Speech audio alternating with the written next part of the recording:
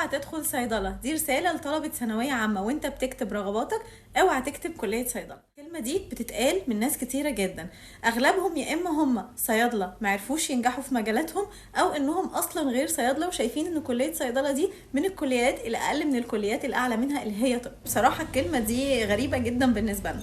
انا بالنسبه لي انا دخلت صيدله بمزاجي مع اني كنت جايبه مجموع طب، بس من وانا في ثانويه عامه انا اصلا كان اي حد بيسالني بقول له ان انا عاوزه ادخل صيدله. الكلمه دي انا بشوف ان ليها شقين، شق صح وشق غلط.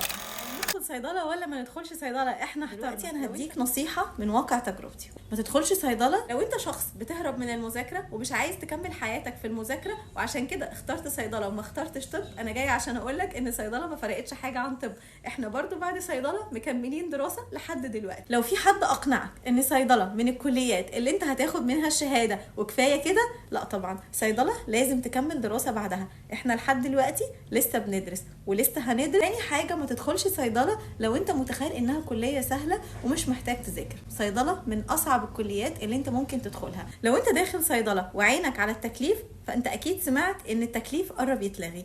وعلى فكره التكليف ده مش حاجه امله، على فكره احنا كتير مننا اصلا بعد ما خد التكليف لغاه. نيجي للمهم، هل صيدله في شغل ليها ولا ما فيش؟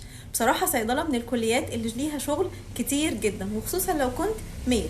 فرص الشغل بالنسبه لك كتيره جدا، من اول شغل شركات الادويه في مصر لحد السفر بره مصر. صيدله من اكتر الكليات اللي ليها فعلا وظائف في مجالات كتيره قوي، بشرط ان انت ما تستناش كتير، ان انت كمان تحدد من اول سنه في الكليه انت ناوي تتخصص في ايه. صيدله دلوقتي بقت لازم تقرر انت هتتخصص ايه بعد ما تتخرج، مش هتكتفي بس طبيب يكتفي بس بشهاده كليه طب.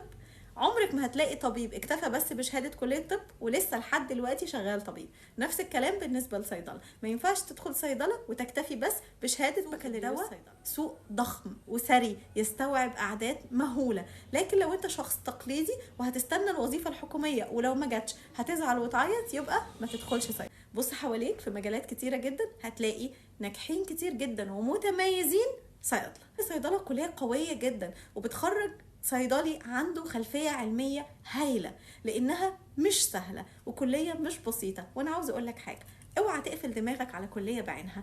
ادخل الكلية اللي انت حاسس انك هتقدر تكمل بعدها وانجح فيها مهما كان اسم الكلية دي ايه. مش هتفرق صيدلة من طب، من علاج طبيعي، من اسنان، من تجارة، من اداب، مش هتفرق صدقوني، مش هتفرق.